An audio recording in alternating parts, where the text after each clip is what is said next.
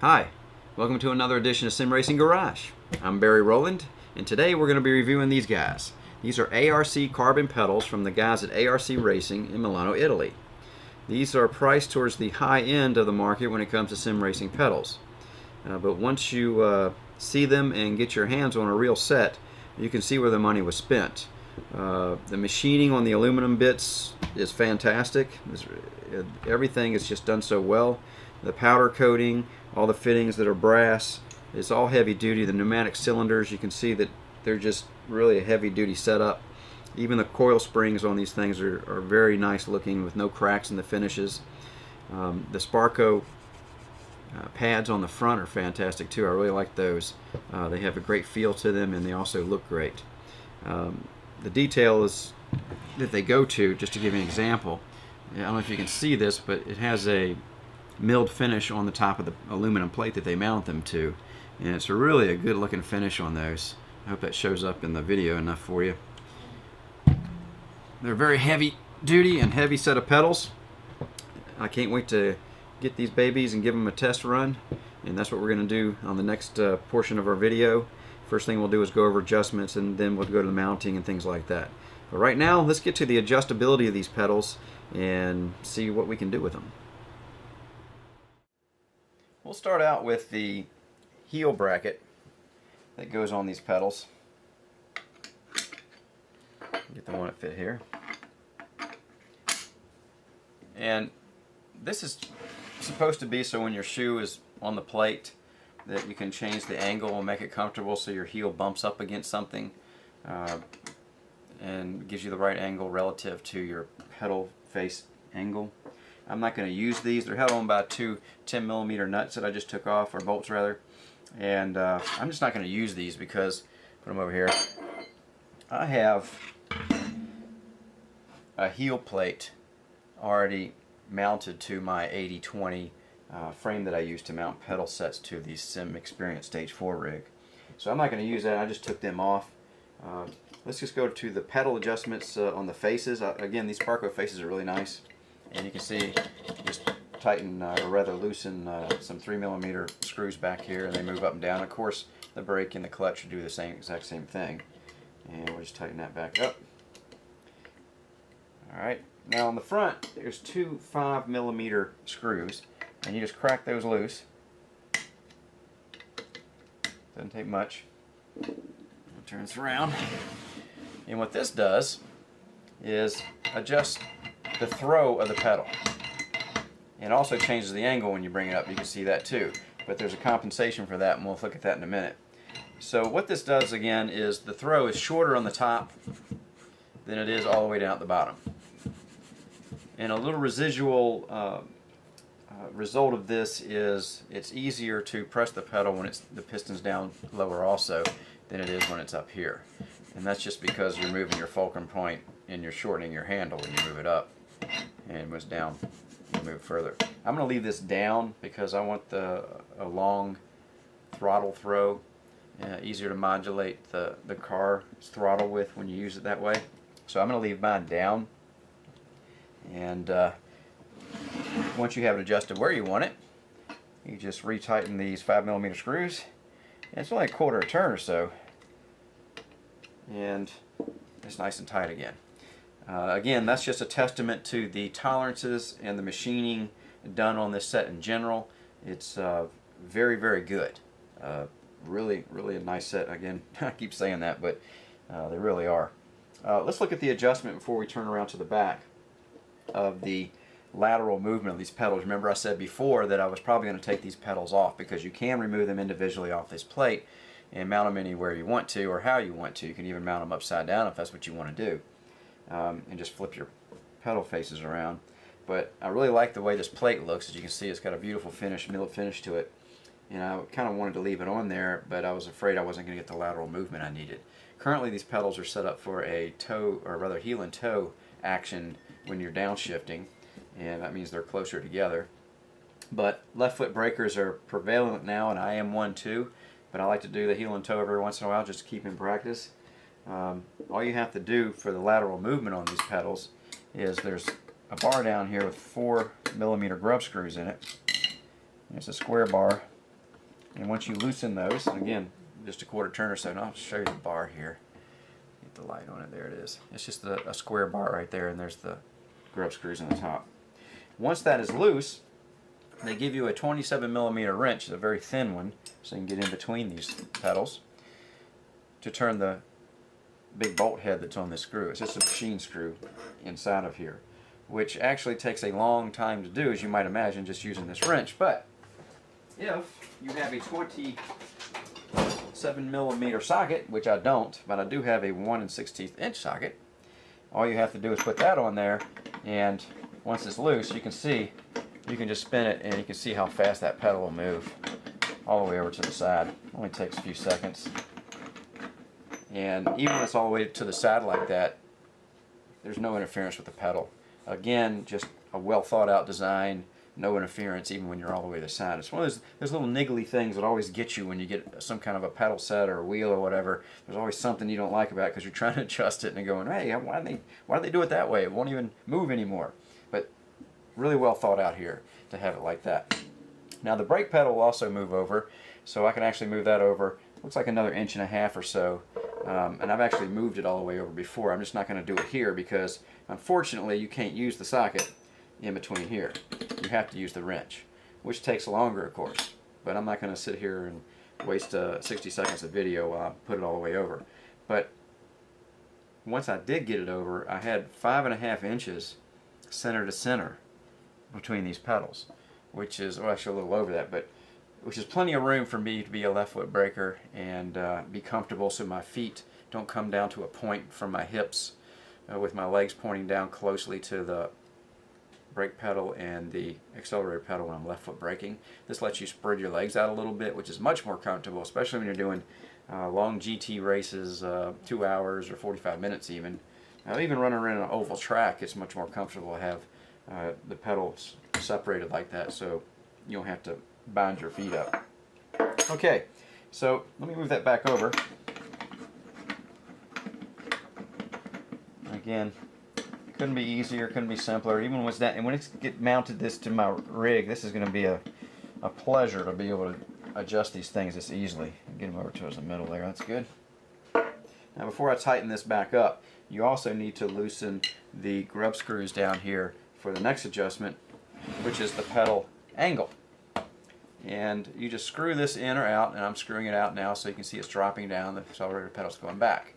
And you screw it back in to get it back where you want it to be. And I kind of like it a little bit less, or behind my brake pedal there. And that allows you to change the angle to what you want. And as I said before, when I was adjusting this up and down for pedal throw, you saw the angle change. And of course, this big knob back here just lets you set up the angle any way you want it to. And once you're done with that, you just tighten down your 4mm screws again, or grub screws down here, and you're done. Solid as a rock again. Again, the tolerances are really great on this set of pedals. All right, let's look at the adjustments. First, we'll look at the throttle. You can see it has a coilover spring like those expensive car shocks or the shocks on motorcycles.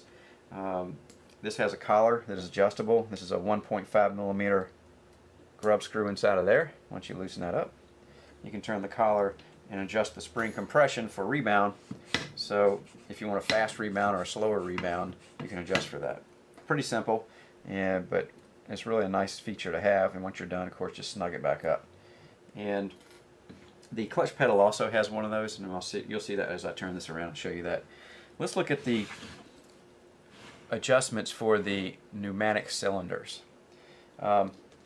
This is just a needle valve in here. It's a brass needle valve, and you turn it in or out to let air in or out. If you turn it all the way in, this pedal is harder to push. And if you turn it out,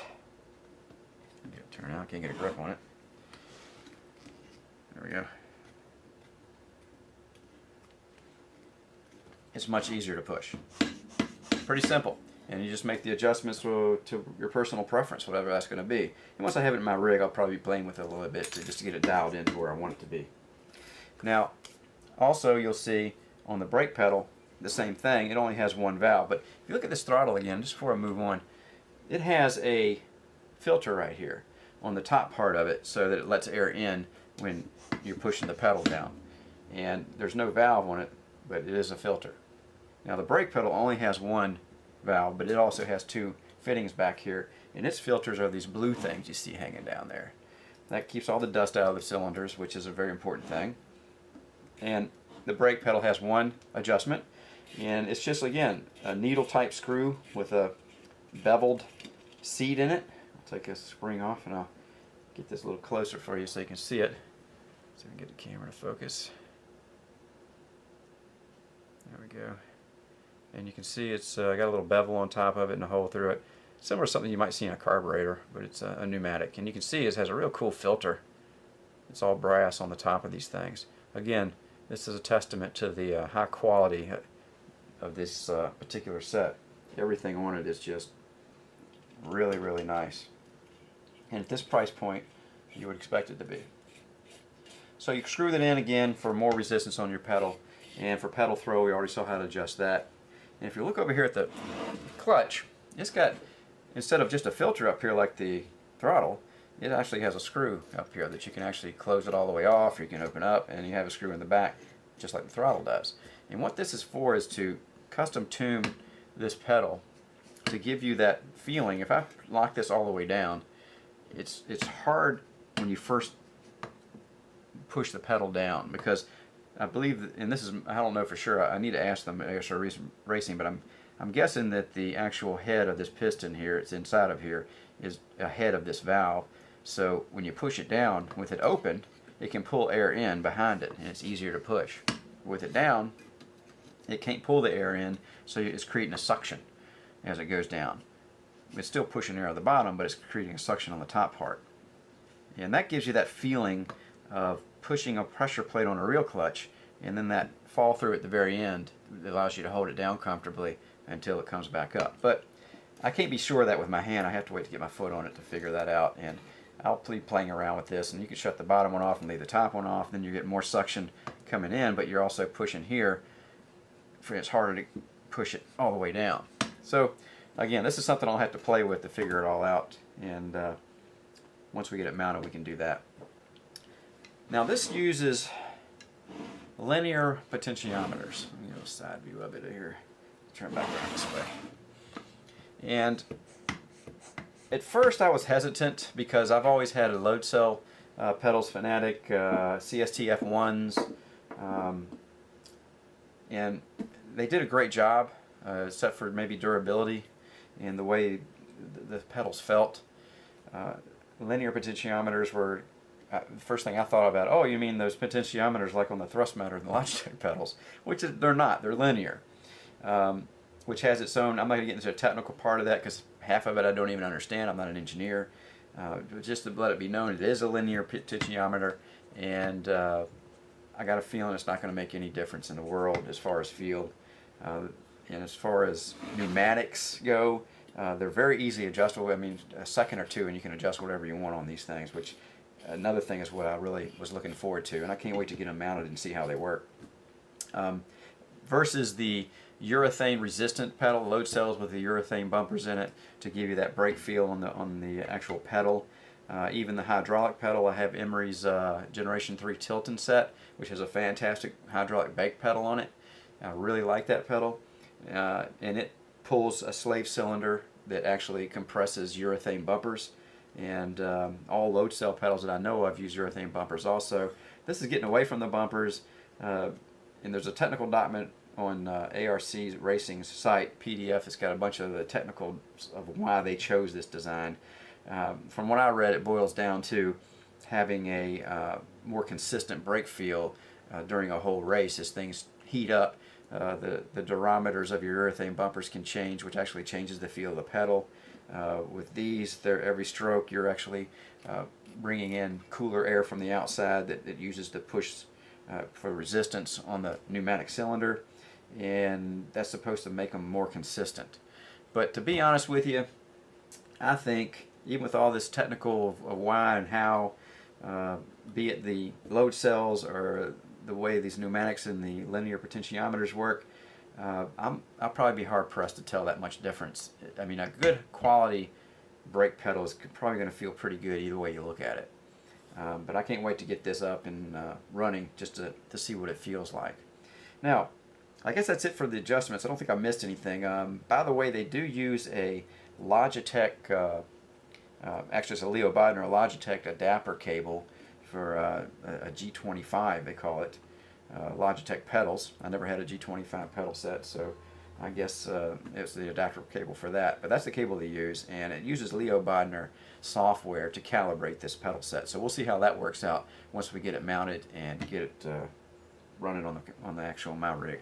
So I'll go ahead and get these mounted to my 80/20 plates with the heel rest that's already on it, and then we'll take a look at how I made that and how this is going to be mounted to it, and then we'll get it mounted to the rig and give these puppies a test drive. So that'll be on the next segment, so stay with us and thanks for watching.